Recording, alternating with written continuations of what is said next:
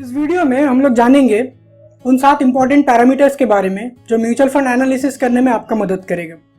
और एक नया या पुराना इन्वेस्टर को ये जानना ज़रूरी है कि वो जो भी फंड में इन्वेस्ट करना चाहते हैं या इन्वेस्टेड है वो फंड उनके लिए सही है या नहीं। तो चलिए जानते हैं इस वीडियो में।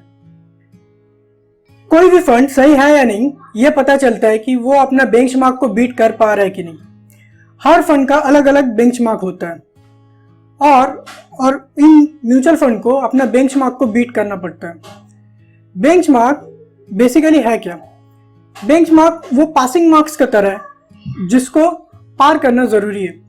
और जब भी कोई फंड अपना बेंचमार्क का रिटर्न से ज़्यादा रिटर्न जनरेट करता है तो वो फंड अच्छा परफॉर्मेंस करता है, और जब बेंचमार्क से कम रिटर्न जनरेट करता है तो अपना परफॉर्मेंस उसका लो होता है। म्यूचुअल फंड एनालिसिस का दूसरा इंपॉर्टेंट पैरामीटर है एक्सपेंस रेशियो। अब ये एक्सपेंस रेशियो क्या है? एक्सपेंस रेशियो वो खर्चा है जो एक म्यूचुअल फंड का होता है। अब ये एक्सपेंस रेशियो में क्या क्या है? एक्सपेंस रेशियो में डिस्ट्रीब्यूटर जो हायर कर रहा है कोई भी म्यूचुअल फंड हाउस, उनका फीस, जो मैनेजमेंट है उन मैनेजमेंट का फीस, और जो सिक्योरिटी ट्रांजैक्शन होता है वो सारा ट्रांजैक्शन का जो खर्चा होता है वो आता है एक्सपेंस रेशियो में। और ये एक्सपेंस रेशियो कैसे करके कैलकुलेट किया जाता है? एक्सपेंस रेशियो जो टोटल खर्चा है उसको जब डिवाइड किया जाता है उस म्यूचुअल फंड का टोटल एसेट से या एसेट का वैल्यू से, तो जो वैल्यू निकल के आएगा वो होता है एक्सपेंस रेशियो। और आप चूज करें एक्सपेंस रेशियो कम से कम चूज करने का, और एक्सपेंस रेशियो कम करने के लिए आप चूज करें डायरेक्ट म्यूचुअल फंड, ना कि रेगुलर म्यूचुअल फंड। रेगुलर और डायरेक्ट प्लान में एक्सपेंस रेशियो आपको पता चलेगा कि रेगुलर में बहुत ज़्यादा एक्सपेंस रेशियो होता है और डायरेक्ट प्लान में एक्सपेंस रेशियो कम होता है। डायरेक्ट और रेगुलर प्लान क्या होता है उस पर ऑलरेडी हम लोगों ने वीडियो बना चुके हैं और उसका लिंक आपको ऊपर आई बटन में मिल जाएगा। तीसरा इंपॉर्टेंट पैरामीटर है फंड मैनेजर। फंड मैनेजर जो फंड को मैनेज करता है। अब अगर फंड मैनेजर ही सही नहीं होगा तो म्यूचुअल फंड का परफॉर्मेंस ऑलरेडी डाउन होगा। तो ये फंड मैनेजर को आप कैसे करके एनालाइज करेंगे? फंड मैनेजर सही है या नहीं ये पता चलेगा फंड मैनेजर का एक्सपीरियंस से। कोई भी फंड जितना ज़्यादा एक्सपीरियंस मैनेजर से मैनेज किया जाता है उस फंड का परफॉर्मेंस उतना ही अच्छा होता है। तो आप चूज करें ऐसा फंड जिसमें फंड मैनेजर का एक्सपीरियंस बहुत ज़्यादा है, कम से कम 20 से 25 साल से ज़्यादा। और आपको ये भी ध्यान रखना है कि एक फंड मैनेजर कितना फंड मैनेज कर रहा है।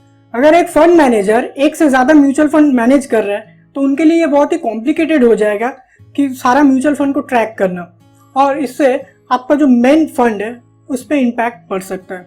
एक फंड मैनेजर 2 या 3 फंड मैनेज करे तो वो ठीक है, लेकिन 3 से ज़्यादा 4 या 5 फंड जब मैनेज करता है तो उनके लिए बहुत ही कॉम्प्लिकेटेड हो जाता है और ये आपका रिटर्न पर इम्पैक्ट डाल सकता है।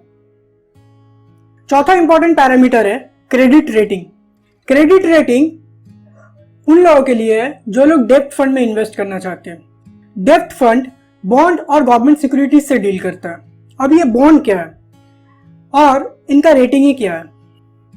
बॉन्ड वो है जब भी कोई कंपनी अपना कंपनी को एक्सपैंड करना चाहता है तो उनको लोन लेना पड़ता है, और इसके बदले में उन लोग अगर कोई सिक्योरिटीज रख रहा है तो उस बॉन्ड का रिस्क ऐसे ही कम हो जाता है।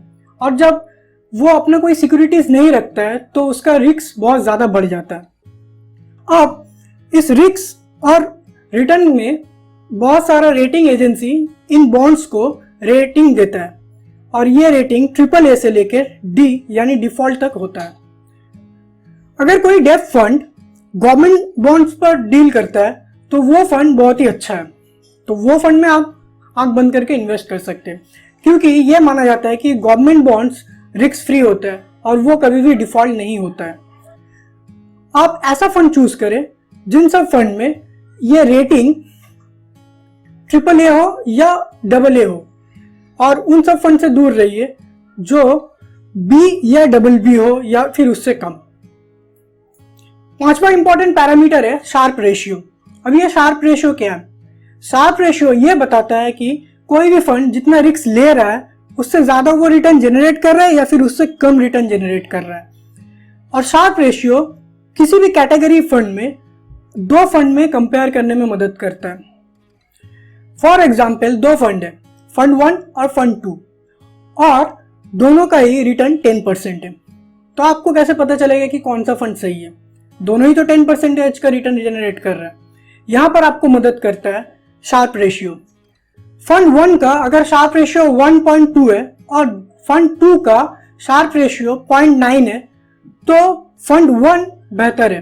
क्यों? क्योंकि वो कम रिस्क में वही सेम 10% का रिटर्न जनरेट कर रहा है और फंड 2 ज्यादा रिस्क लेके 10% का रिटर्न जनरेट कर रहा है।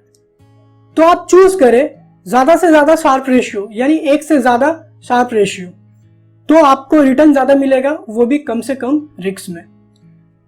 दूसरा इंपॉर्टेंट पैरामीटर है अल्फा और बीटा रेशियो। अब ये अल्फा और बीटा रेशियो क्या है? अल्फा रेशियो ये बताता है कि जो फंड अपना बेंचमार्क को बीट कर रहा है कि नहीं। आप तो बेंचमार्क देख सकते हैं, या तो ग्राफ से देख सकते हैं, या दूसरा है आप अल्फा रेशियो से देख सकते हैं। फॉर एग्जाम्पल अल्फा रेशियो अगर 2 है तो यह बताता है कि वो अपना बेंचमार्क से 2% से का ज्यादा रिटर्न जनरेट कर रहा है, और अल्फा रेशियो -2 है तो यह बताता है कि वो अपना बेंचमार्क से -2% का रिटर्न जनरेट कर रहा है। बेंचमार्क के साथ कंपेयर करने में अल्फा रेशियो आपको बहुत ज्यादा मदद करेगा। बीटा रेशियो अगर 1 हो तो यह पता चलता है कि बेंचमार्क जितना वोलेटाइल है आपका फंड भी उतना ही वोलेटाइल है। मतलब बेंचमार्क जितना नीचे गिरेगा आपका फंड भी उतना ही नीचे गिरेगा, ऐसे ही जितना ऊपर जाएगा वैसे ही आपका फंड उतना ही ऊपर जाएगा। अगर बीटा रेशियो 1 से कम है तो यह पता चलता है कि आपका फंड अपना बेंचमार्क से कम वोलेटाइल है, और 1 से ज्यादा हो तो यह पता चलता है कि बेंचमार्क से ज्यादा वोलेटाइल है। सातवां और आखिरी पैरामीटर है एग्जिट लोड। जब भी आप कोई भी फंड से एग्जिट करते हैं तब आपको एक चार्ज पे करना पड़ता है, उसी को एग्जिट लोड कहा जाता है। और एग्जिट लोड 0 से लेके 1% का कुछ भी हो सकता है। आप चूज करें ऐसा फंड जिसमें एग्जिट लोड बहुत ही कम हो, और 0 हो तो बहुत ही अच्छा है। यही 7 इंपॉर्टेंट पैरामीटर था जो आपको म्यूचुअल फंड एनालिसिस करने में मदद करेगा। अगर आप पुराना इन्वेस्टर है या नया इन्वेस्टर है तो आप देखिए उस फंड को जो ये 7 पैरामीटर को मैच कर रहा है, और आप लंबे समय तक इन्वेस्टेड रहिए। और म्यूचुअल फंड रिलेटेड आपका कोई भी क्वेश्चन हो तो आप नीचे वो कमेंट बॉक्स में पूछ सकते हैं। वीडियो अगर वैल्यूएबल लगा है तो वीडियो को ज़रूर लाइक करें, चैनल को सब्सक्राइब करें, और अगर चैनल को सब्सक्राइब कर दिए तो आपका बहुत बहुत धन्यवाद, और हमारे साथ इतना देर जुड़े रहने के लिए आपका बहुत बहुत धन्यवाद।